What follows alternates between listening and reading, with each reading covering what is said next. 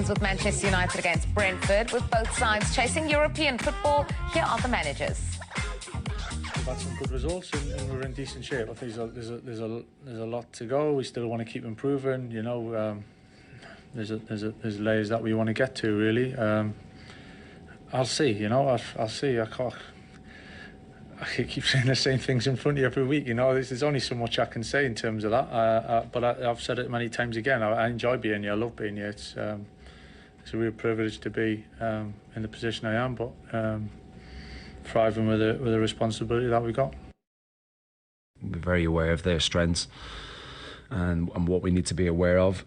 That's obviously a lot. They've got some magnificent players that we'll really need to try and keep quiet, I suppose, and tactically be prepared in a way where we affect them in the way we need to, both with and without the ball. But it's an amazing game for us.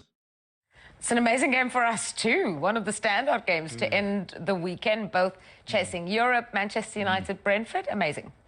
Both managers doing extremely well at the moment. Michael going into United has given them a real uplift and got them into those Champions League positions, which I thought was impossible a couple of months ago. Keith Andrews, I voted yesterday the League Managers Association Manager of the Year for me, this fella. Yeah. Brentford sold all their goals last summer. They sold all the assists. And this fella coming in as a rookie manager and done the job he has, absolutely incredible. I hope we didn't get you into any trouble with making that announcement there, Stuart. That was just my personal vote. I'm not suggesting he's won the trophy. I'm saying that was my vote. Exclusives here on Team Talks. Yeah.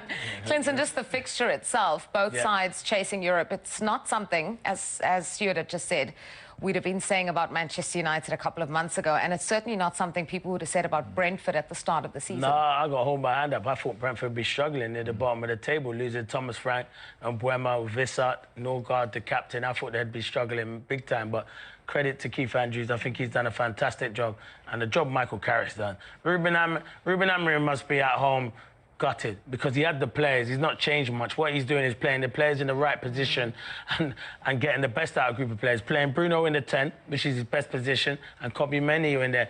And look at the job he's done at the moment. United fans a few months ago would never have thought they'd be in a Champions League position, and Brentford in ninth got a great opportunity to get into them European places. So on Monday night, that's going to be a hell of a game. Are you running Google Ads right now? If so, I think you're going to find this very interesting because you probably know that Google has made a ton of changes over the last 12 months. Yeah, it really is. Brentford 10 points behind Manchester United there. Let's talk about Man United, though, because they had to get back to winning ways against Chelsea. They had a little bit of struggles. Do we consider that to be just a blip, a wobble? What would you call it? Yeah, listen, it's a long old season, but I think United have got their tails up, no doubt about that. You know, they're flying at the moment. This goal was magnificent. Once again, the supply line of Fernandes, you know, he's been sensational. And I'm not just talking about recently when the uplift has come from United. I'm thinking the whole season when they really needed a focal point. You know, he has been that person. He cajoles players around him. I watch him play. We moan in football that there's not enough personality on a football pitch. He's got personality. Like him or loathe him, he's got personality and he affects the game. Yeah. You mentioned kind of before this upturn in form for United. I'm sorry to mention this again, Clinton, but the Crystal Palace game is an example of how he sometimes could turn the game on its head on his own. Yeah, you don't need to apologise. He was outstanding against Crystal Palace, and he's been brilliant this season. I think if Man United were maybe going for the title, or he could be Player of the Year. I think the assist that he's done this season, Stuart's right. You can moan about his the way he throws his arms in the air. That's his frustration to have players on his level. But for me, in that position, name me a better player in that position in the Premier League at the moment that's getting the numbers that Bruno Fernandes is. Timing of the pass, everything about him. He must be a joy to play with, isn't he, Stu? He certainly is. And I'll tell you where he's got a good dynamic as well with Cunha. Yeah. A lot of his assists, Cunha's got on the end of it to score. They've got a real good understanding between them. Passes like that are absolutely magnificent. You know, he made it look so easy. And he's telling players what to do. Look, he's waving him on. He's giving him a clue where to run. I mean, it's just great football. It's great captaincy in many ways. Stuart, we know your favourite for manager of the season now. Thanks again for sharing that with us. More than welcome. Is he your favourite for player of the season? No, I think he'll be in the top 6. I would certainly put him in the top 6 for what he's done. I think Szoboszlai, if you want some names, Szoboszlai at Liverpool's been outstanding. I mean, give it to us if you want to. I think 3 Arsenal players have been outstanding as well, in Raya, Gabriel and Rice. Yeah. Your player of the season or in the top 6, like Stuart says? He'll be in my top 2. Ooh. But he's not 2? He might be 1, he might be 2. I'm not giving exclusives. I've told to keep my mouth closed. I'm an open book, see? he gives nothing away. I thought you were going to get the lyric, top 2, but I'm not 2. No, to be fair, he'd be in the top 3. I think it's out of him, Rice and Gabriel. And David Raya, I understand, top 4, but I think him, Rice or Gabriel would be one of mine. So what stands out there is 18 assists. He's too shy of the record held by Thierry Henry and Kevin De Bruyne. Do we see him breaking that this season with 5 games left? Stuart? I would say yes. Yeah, I would. I mean, bear in mind the company is in De Bruyne and Henry. Wow. 2 of the best to ever grace the Premier League. Incredible. And I think we've just had an insight in there. See, he doesn't give much away. If it's his birthday, we wouldn't have had that chocolate cake, would we? You know, I'm a sharer. This man isn't. That's a mic drop from Stuart. Can we move on? Brilliant. Thank you, Stuart, for providing the cake or providing the birthday so that we could enjoy the chocolate cake. You're more than welcome. Again, happy birthday. Bruno Fernandes, is he going to break the record for you? Yeah, I think he'll break it. I think he's phenomenal. And you're right, and Stuart just alluded to it. The company that he's in, De Bruyne and Thierry Henry. Thierry Henry, one of the best for me, outstanding. But Bruno's numbers are fantastic. I think he's a top player. Can go to any club and play. I rate him that highly. So, yeah, I think he will break that record for sure. Yeah, there you go, confirmation. De Bruyne, Henry, Mesut Ozil, and then Bruno Fernandes. There's some names in there, isn't there? Unbelievable. Wow.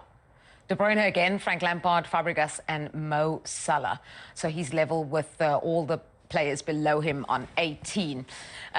Michael Carrick gets the position full time for you guys? 100% for me. I think he's been outstanding. He's come in and he's been sensible. He's come in. Maguire couldn't get a game, Mainu couldn't get a game, and all of a sudden he's just put, you know, round pegs in round holes, players in the team that he can trust, and let the flair players go and win the game for him and be hard to break down and hard to beat, and all of a sudden they flourished. It's been incredible. Basic, but incredible. I want to move on to Brentford now and just, you know, talking about managers who've done well. We've already said Keith Andrews and given him plaudits for the job that he's done, but it could be even better. They could go on to get European football. Would that be one of the biggest achievements in the club's history? Do you see them getting European football? That's why Stuart's putting him for manager of the season, because of obviously the job he's done. He's been outstanding, to be fair. Keith Andrews, a brilliant job. And, yeah, they've got a great opportunity. They've got good players. And in particular, Thiago, I think he's been outstanding for them this season. Scoring the amount of goals he scored, Thiago, with the injury he's had previously, has been brilliant. And that is a manager getting the best out of Thiago as well. But look at this record for Andrew. That is brilliant, to be fair. He's at Brentford Football Club, and no one really fancied Brentford to finish in that top half. So to be where they are now and challenging for them European places was brilliant. Yeah, just looking at that points per game, 1.45, 33 played and 13 won.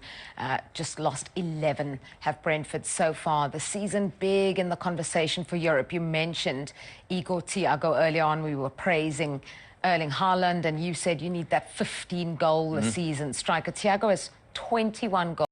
Project manager? Yes, 15 years of experience. Do you have any AI certifications? No, but I'm a fast learner. We'll be in touch. I don't see any goals already this season. Brentford's pipeline for strikers, they seem to be churning them out. They seem to have them on a conveyor belt. Well, they have. Whether they've been fortunate this year that he's managed to come back from injury, as I say, the sales of players in the summer, they recouped money, but they lost a lot of goals out of their teams and a lot of assists. And the likes of Thiago's been absolutely magical in filling the void and driving Brentford on up the division. And they're a real threat as a football team. And him, how he holds the ball up as well as the goals he gets, he's got a physical presence to hold the ball. Yeah, I think he's been outstanding. What a signing. He's now been capped by Brazil, and he scored on his debut as well. So he's been brilliant. He's living his dream at the moment, and he's a handful as well. The only thing is when he has seasons like this, look at his stats there: 33 appearances, 21 goals.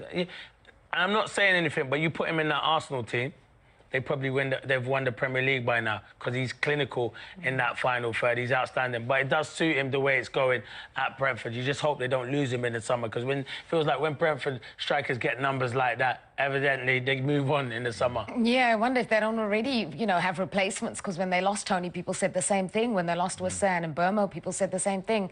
And yet Brentford have come up again once more. You know what they do? Goal scorer. They're one of the best teams that recruit in the Premier League. Them and Brighton, I think, are two outstanding teams that do it correct. I mean, I throw Bournemouth into it, but them two in particular, Brentford, their recruitment's magnificent. So full credit to them and to Keith Andrews as well. From the race for Europe to the battle for survival, Wolves had their relegation. Important to mention also one thing: Michael Carrick. The feeling internally at Manchester United is that they are very happy, but very happy with Michael Carrick. Recently, even more. It started very well, but in the recent weeks, Michael Carrick is having serious possibilities to take the permanent job at Man United. Very happy with the results, very happy with the tactic approach, very happy with the attitude, very happy with the relationship. And that's a very important point. Relationship, manager, players.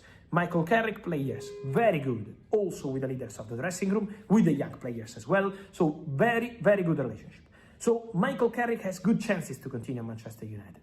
Still not something 100% decided, still not something directly confirmed by Man United to Michael Carrick, so let's wait a bit. But Michael Carrick has possibilities to continue as Man United head coach. Carlos Baleba, the Cameroon midfielder from Brighton, was a top target last summer for Man United and remains one of the names under consideration at Manchester United for the midfield.